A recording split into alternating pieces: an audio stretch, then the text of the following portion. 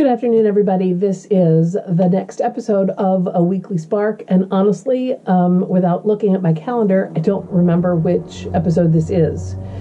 It's a spring day because the lawnmower just started up, and you might be able to hear that in the background. But I have to say, when I started this, I thought it would be kind of a challenge to do an episode a week, and it's been absolutely wonderful. You know, I'm just finishing up the 100-day challenge, which some of you may have heard of or may be doing, and that felt very different because I kind of limited the material and the size that I was working in. I'll post more about that in another video, but just having the weekly spark where I can do kind of whatever has been great. And up until now, I'm a teacher, and I teach art journaling classes, and I taught in the classroom for years. And a lot of the lessons up until now have been very much like, hey, here's a technique. Hey, this is what I'm going to try.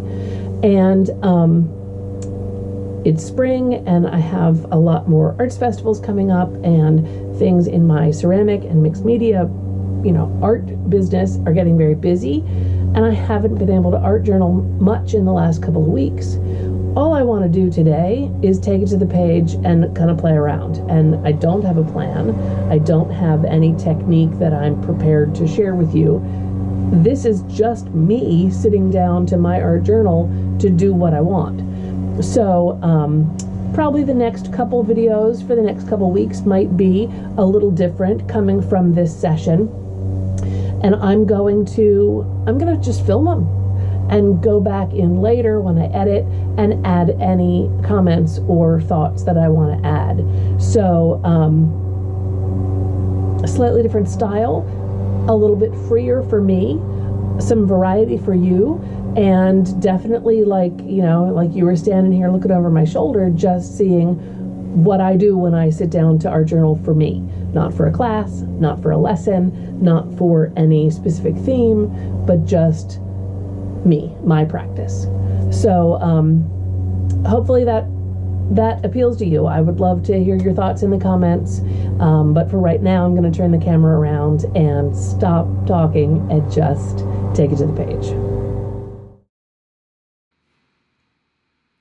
I filmed this the week that the Supreme Court decision was leaked, so I had thoughts of Roe v. Wade and abortion rights and a woman's right to choose, whether pro or con, and just the general concept of body autonomy on my mind.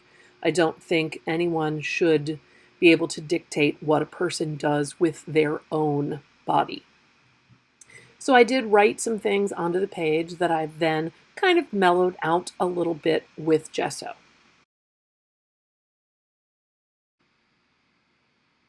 So here you see me sprinkling in some of the Brusho crystal watercolors. The gesso is wet, and I was hoping it would be moist enough that they would activate, and they definitely did. I liked the very tactile, kind of visceral quality of the smeariness, but then I grabbed some paper. Like I said, this was very spontaneous, and I was just reacting to the page as I worked.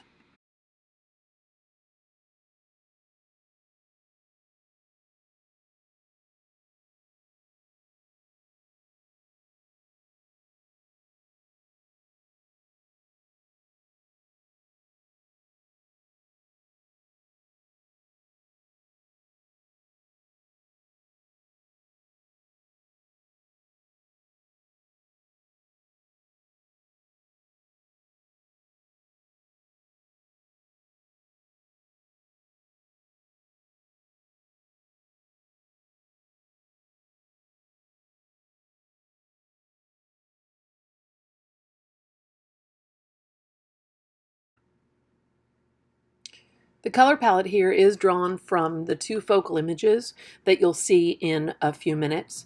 They're both Queen court cards from an old Italian deck. Now, they're Xeroxes or reproductions, but they had that kind of jewel tone palette of gold and purple and wine and burgundy, those really rich, lush colors that, bring to mind royalty. So I've seen the originals. You'll see them in just a sec, but that is where the color palette comes from.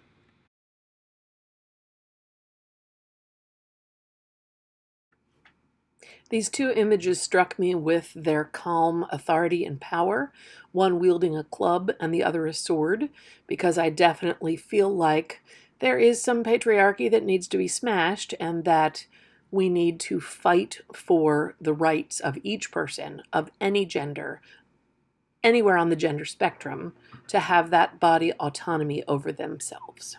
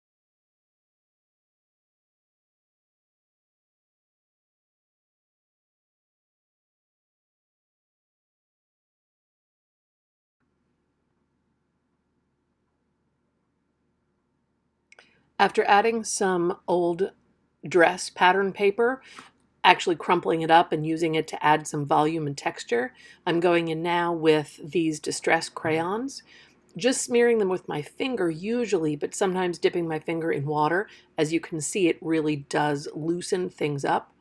But I wanted to have some really immediate, in the moment marks made by my hand on the page.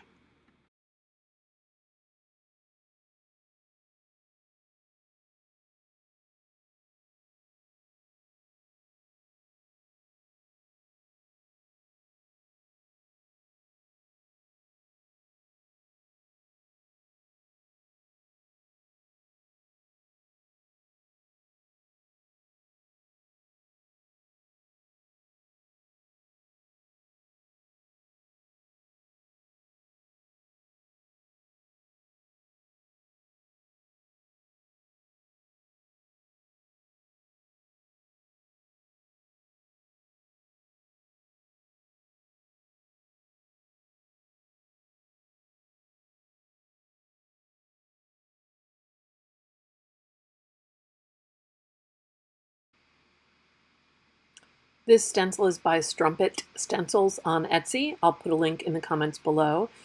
Sarah Trump, that's Trump with two P's, is the designer. And I just wanted to have another figure in the collage, another woman in the collage, and this ancient votive figure really fit the bill for me. So I'm just using a little foam dauber and some distress ink pads and kind of stencil stamping this in.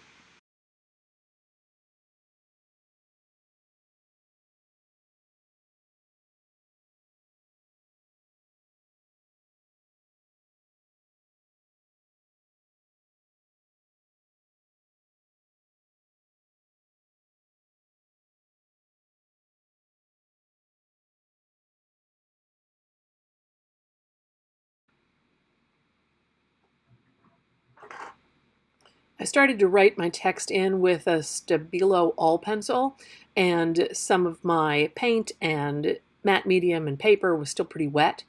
So I'm having some trouble having it be legible, and you'll see me go back in and do touch-ups. But I love the all pencil because you can leave it as is or kind of soften the line with water.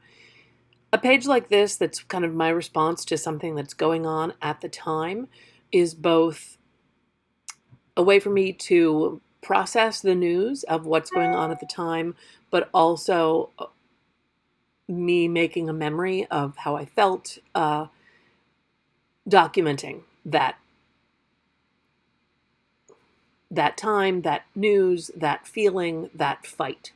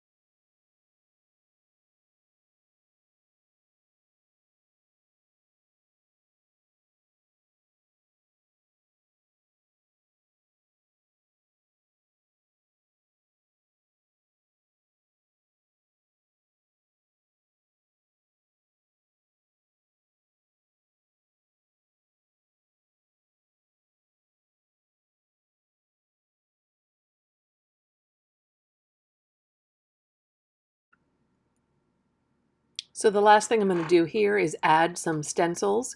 This is, I believe it's a Laurie Mica design, but the stencil itself is from Stencil Girl products.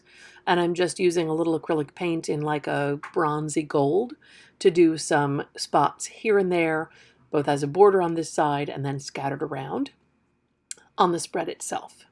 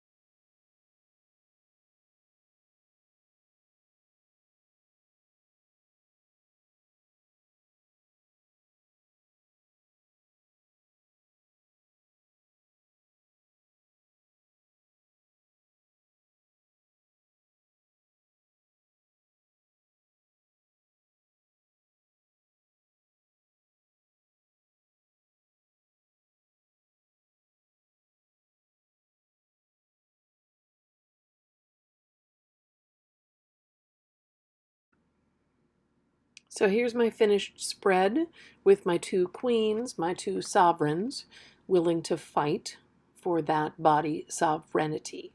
I hope that this sparked something for you. As always, thank you for tuning in. Like, subscribe, and I will see you next week.